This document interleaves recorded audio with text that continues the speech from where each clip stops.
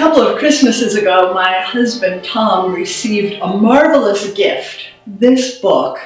It's called Finding Jesus. Think, where's Waldo? But looking for Jesus. And on every page, there are pictures of groups of people in interesting settings and common settings.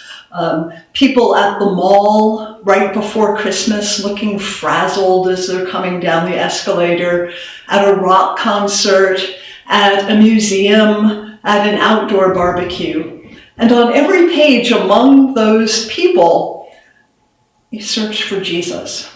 And he's there somewhere, sometimes in a very unusual, funny, unexpected kind of a place.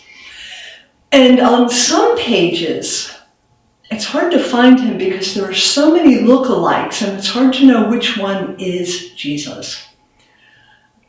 I think we're called to do that very thing with our whole lives, to be looking for Jesus everywhere, in every situation.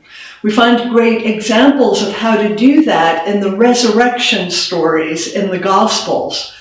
At Emmaus, the disciples of Jesus recognized him when he broke the bread. The disciple Mary saw Jesus but didn't recognize him. She thought he was the gardener until he called her name. And in speaking her name, she knew him. The disciple Thomas recognized Jesus in his wounds.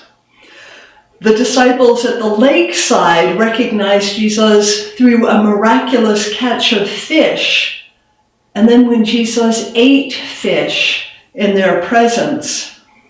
And Peter recognized the challenging love of Jesus when Jesus asked him again and again, "Do you love me?" Peter recognized Jesus even in the tension and the emotion of that moment. In the biblical narrative, the friends and the followers of Jesus recognize him in ordinary moments.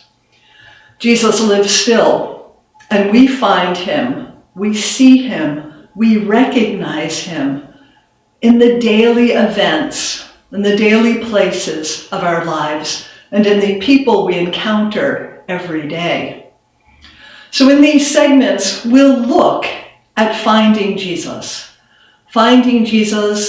at the movies, finding Jesus in creation, and finding Jesus in the faces of others. Now, before we turn to those themes, I invite you to reflect a bit on two questions.